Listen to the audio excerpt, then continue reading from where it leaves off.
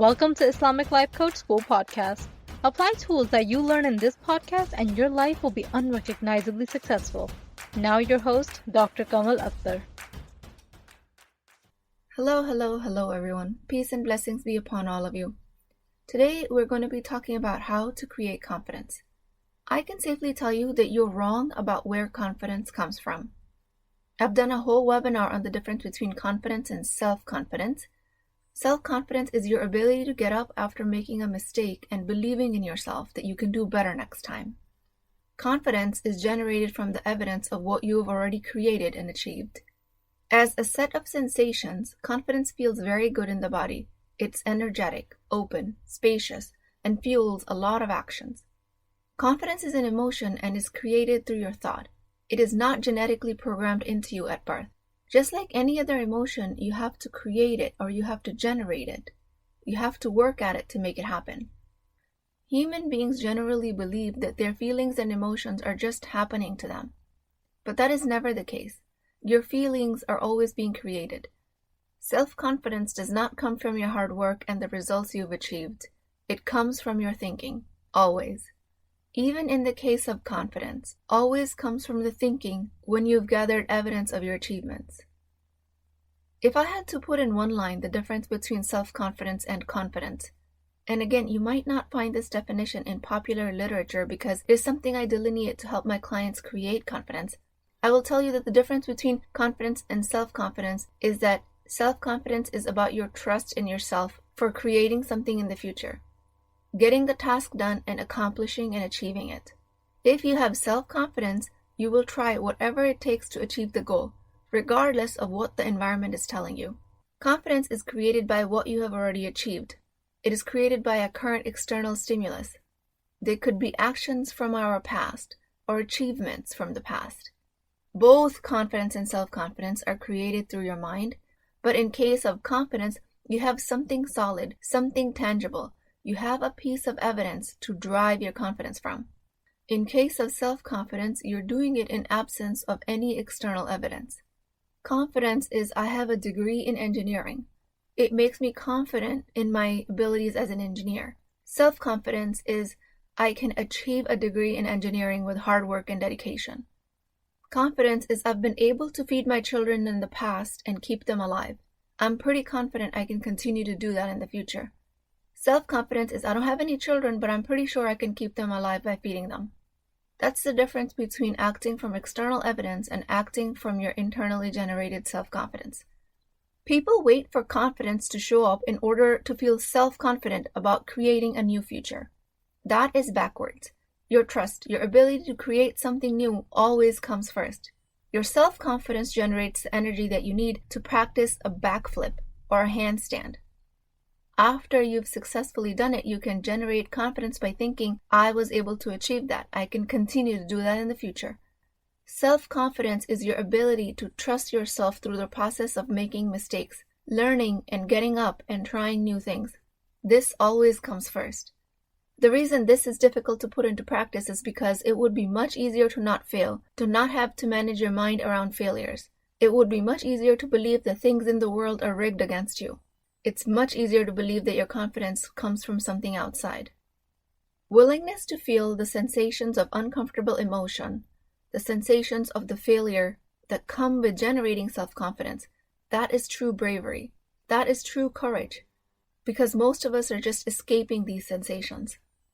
Unwilling to create that courage creates self-doubt. Self-doubt seems like a very safe place because then you don't have to be brave enough to feel the sensations that require courage against failure. From this place of self-doubt, people come to me and tell me I'm not a confident person, like it was something written for you in a contract. If you're not going to be creating self-confidence, you're not going to be a confident person. You will be constantly indulging in self-doubt as a safe escape, even though you are the one also creating the self-doubt. Self-doubt is just failure ahead of time. If you're not willing to feel the negative emotion that your brain will generate in light of failure, then you will continue to create self-doubt. It's about your readiness to experience the humiliation, the rejection, and knowing that these are just sensations in the body. If you're willing to do that, then you will continue to create self-confidence. If you're not willing to experience these sensations, then you will continue to create self-doubt to protect yourself. Create confidence or self-doubt. Either way, you're creating something. The brain is always creating something. If you do create success because you're willing to muster up some self-confidence, then you might come to a point where you have imposter syndrome setting in, where things from the outside look successful, but your inside are filled with self-doubt, and the two of them don't match.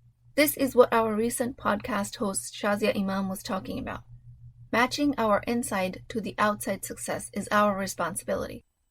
One exercise I teach my clients about matching your inside to outside success has to do with how you would talk to yourself if you were an innocent little baby.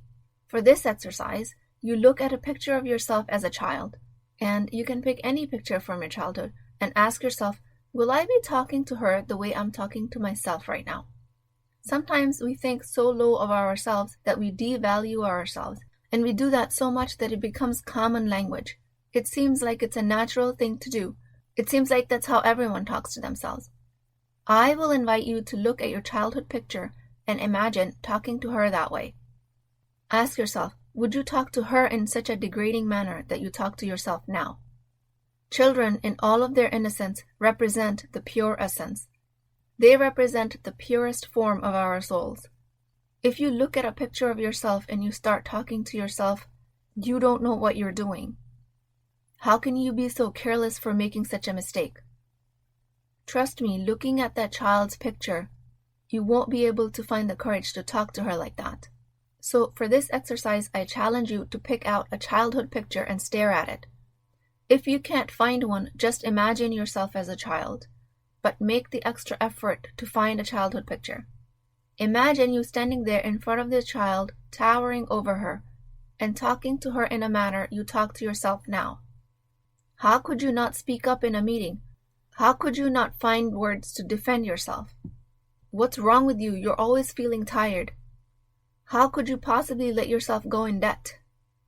The language we speak to ourselves, which seems so normal, I promise you, if you turn that around and you start talking to that innocent child in that language, something inside of you will wake up and tell you, this is not right. I should not be talking to her like that. This is the exact language that is a confidence killer. This language does nothing but create self-doubt. We think that punishing ourselves will create confidence, that degrading and debasing ourselves will create confidence. It will somehow teach us how to respond next time when people are inappropriate with us. It doesn't teach us anything useful. It only creates more shame, guilt, and self-doubt. This exercise sometimes is very hard for people because it's uncomfortable staring at a child in the picture and realizing that you've been yelling at her for all of your life. It brings up a lot of discomfort, and people a lot of times avoid this exercise. But trust me, if you want something in your life, you have to change the language that you use with yourself. Coming to the realization of how you are treating yourself is a powerful experience.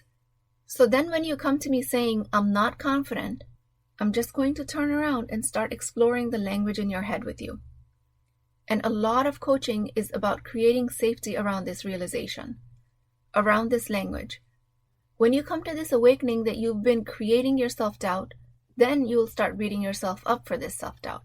So then it's my job as a coach to help you understand that that is also optional. Remember, looking at that innocent childhood picture, will you be talking to that baby this way?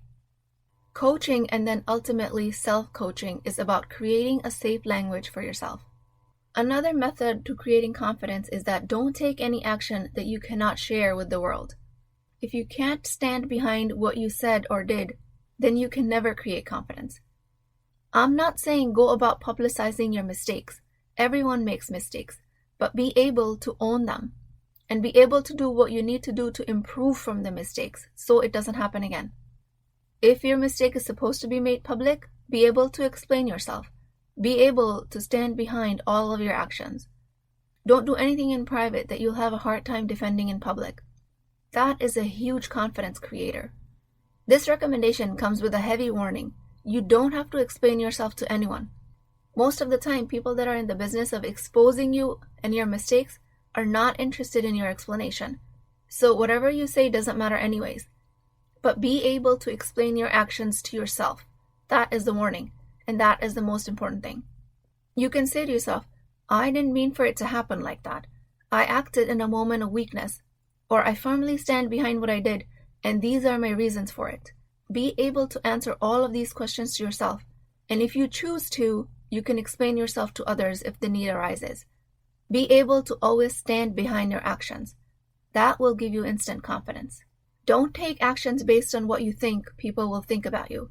That is a total confidence killer, because people's thinking is not in your control.